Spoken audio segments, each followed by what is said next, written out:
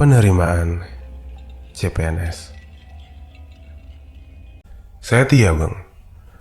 Di sini saya mau menceritakan sebuah cerita pengalaman saya mengenai santet.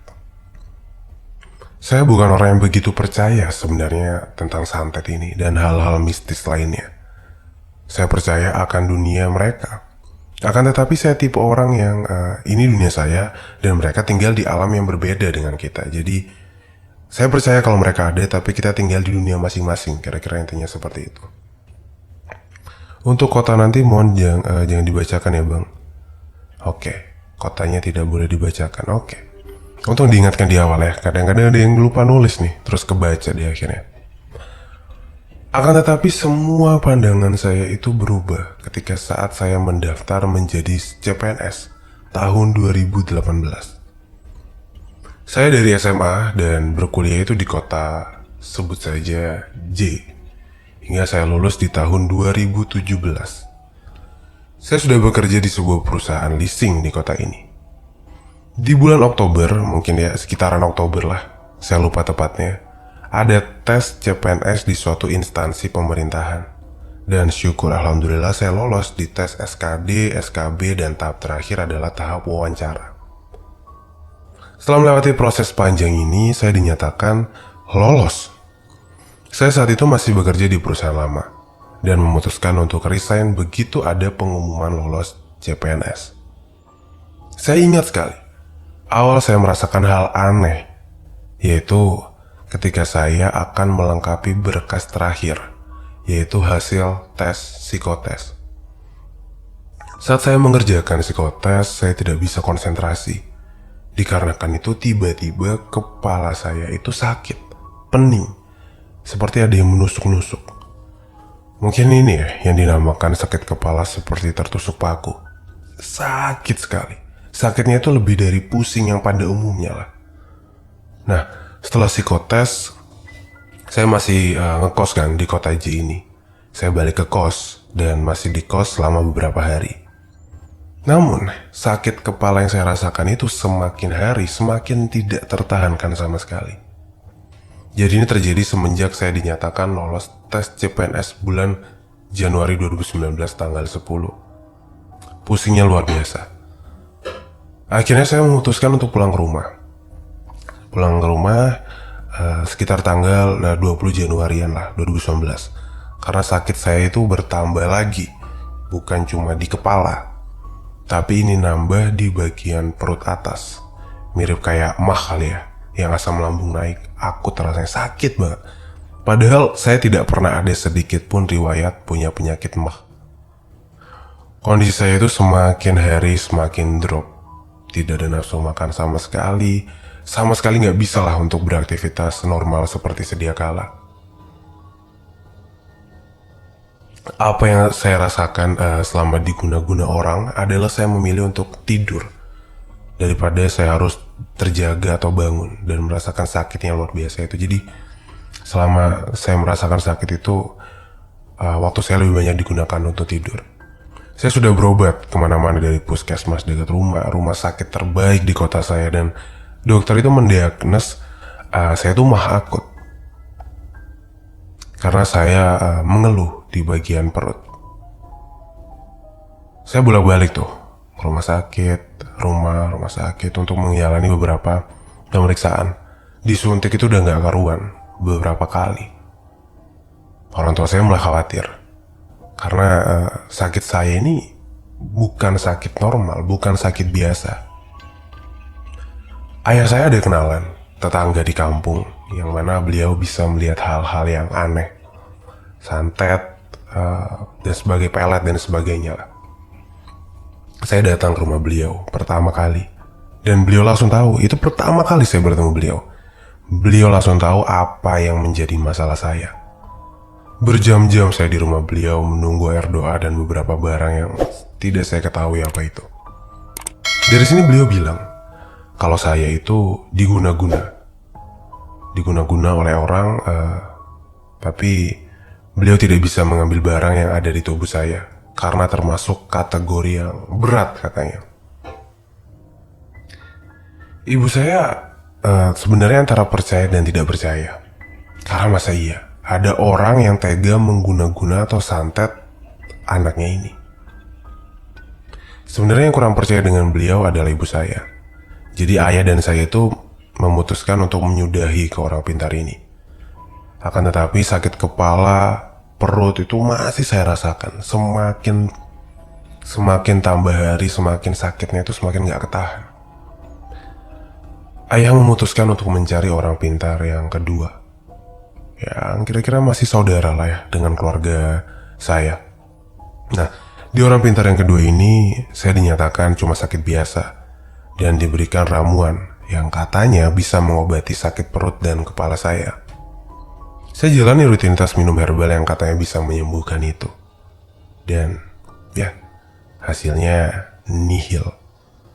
Tidak ada sama sekali. Saya masih merasakan sakit yang luar biasa di kepala dan perut saya. Sakit yang semakin lama semakin menusuk. Kayak seakan-akan ada ribuan paku itu menusuk-nusuk kepala sama perut saya. Nah, puncaknya itu di hari Imlek 2019, bulan Februarian lah. Nah, malam Imlek itu selepas sholat maghrib, saya itu ngerasa ketakutan. Takut yang amat sangat takut. Takut banget rasanya. Waktu saya mau ambil wudhu, itu saya rasa tuh kayak malaikat maut itu udah ada di ubun-ubun saya gitu. Saking takutnya, kayak gitu takutnya. Detak jantung saya gak normal, cepet kayak orang habis lari-lari lah ya. Yang kayak orang bener-bener kayak kalian mau ujian aja deh. Itu kan takutnya luar biasa. Saya lebih dari itu, sakit, deg-degan, panik. Nah, mama saya yang mau ambil wudhu kan lihat kondisi saya, dia nangis deket toilet. Kak, kenapa? Kok nangis? Kata mama saya. Dia melihat saya menangis, mama saya melihat saya menangis. Saya nggak bisa jawab apa-apa pertanyaan mama saya. Saya cuma bisa nangis, terisak, nggak tahu, takut, tapi saya nggak bisa ungkapin itu.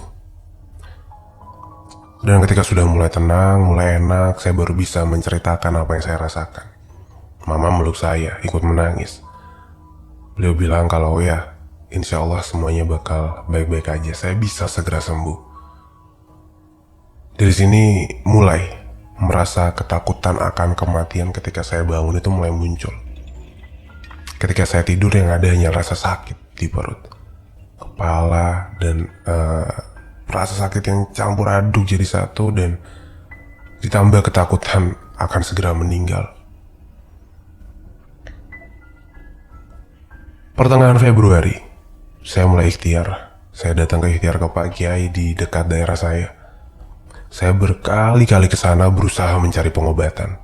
Dan pihak Pak Kiai itu bilang kalau saya itu hanya sakit biasa, tidak ada hubungannya dengan hal goib. Entah antara Pak Kiai itu tidak mau berurusan dengan dukun yang mengirim barang ke saya, atau memang beliau tidak tahu menahu soal barang yang sudah dikirimkan untuk saya. Wallahu alam semuanya. Nah, pertengahan Februari ini akhirnya pengumuman penempatan CPNS diumumkan. Dan saya ditempatkan di... Boleh disebut gak ya? Kayaknya gak usah deh. Karena dia bilang kan tadi kota-kota gak usah disebut. Kemudian orang tua saya ini menghubungi saudara yang ada di sana untuk sekedar ya menumpang sebentar selama saya belum mendapatkan kos kan. Kakak sepupu saya yang paling dekat dengan saya menanyakan kondisi, apakah saya sehat atau enggak. Dari situlah saya cerita semua tentang keadaan saya selama ini. Nah, kakak sepupu saya ini mempunyai guru spiritual yang mana dia bisa tahu lah perihal hal goib dan sejenisnya. Akhirnya kakak saya menghubungi gurunya itu dan tanya, apakah saya ini emang sakit biasa atau ada yang sengaja membuat. Nah, jawaban guru spiritual itu mengatakan kalau saya itu memang sakit ada yang membuat atau diguna-guna. Selama saya belum datang ke tempat penempatan CPNS itu, saya disarankan untuk rutin minum parutan kunyit mentah dicampur sama madu. Kata beliau ini sedikit bisa membantu meringankan sakit yang saya rasakan. Saya nurut, saya coba kan tidak ada salahnya mencoba kan. dan melaksanakan apa yang menjadi saran beliau. Walaupun belum sepenuhnya merasa lebih sehat, tapi rasa was-was akan kematian itu pelan-pelan hilang dengan sendirinya.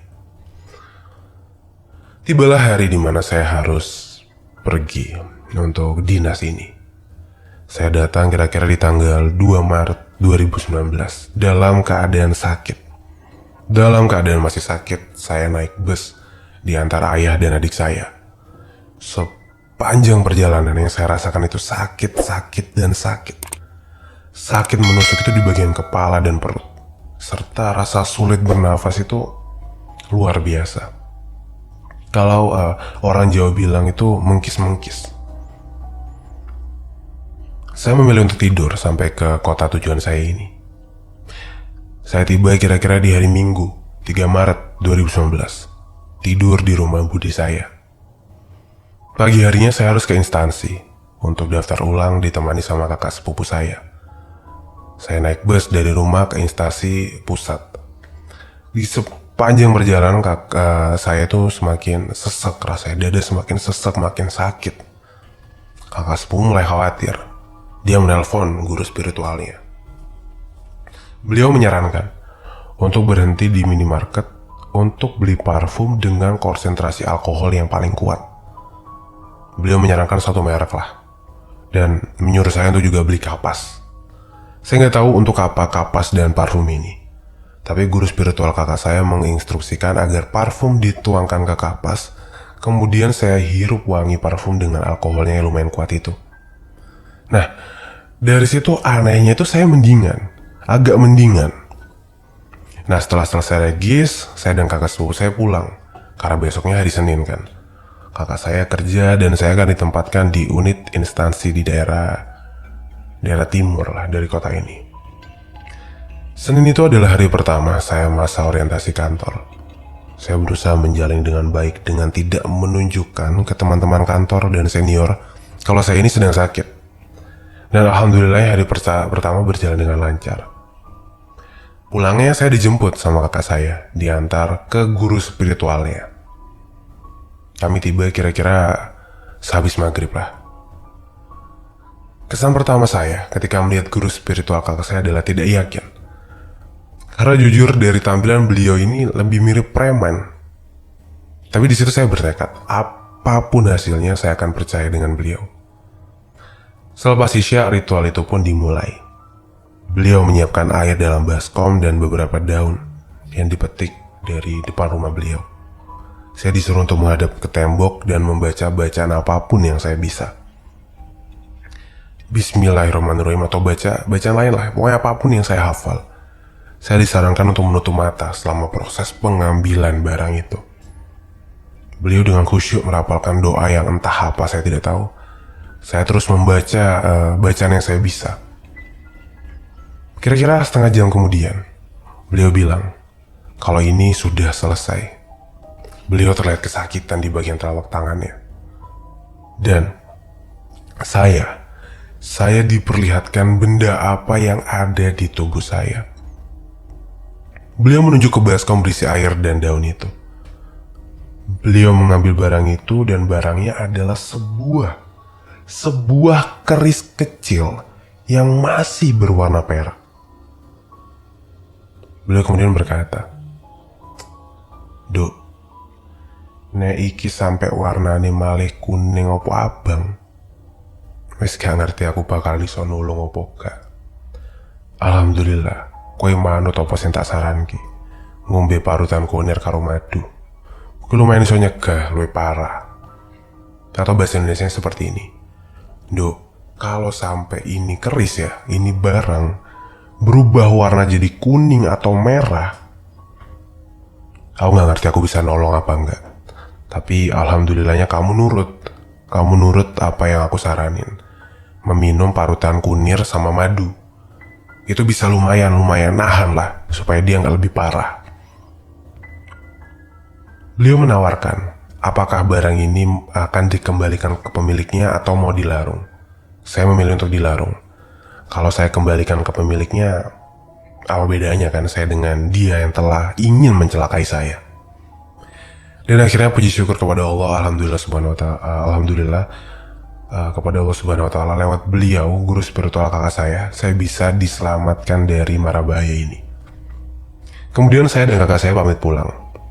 Sebelum pulang, beliau guru spiritual ini memberikan barang itu dibungkus kain mori, dan di dalam bungkusan tersebut juga ada uang koin. Beliau berpesan, jangan sampai lupa untuk menghanyutkan barang ini.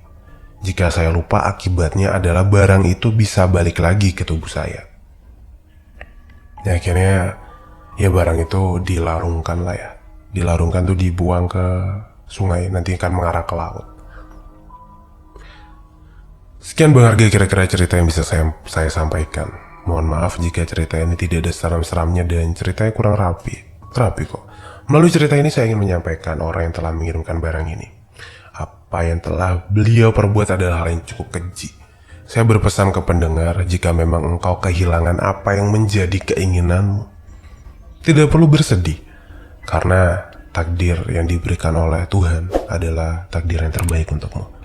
Segala sesuatu yang telah ditakdirkan akan menimpa seseorang, tidak mungkin luput darinya.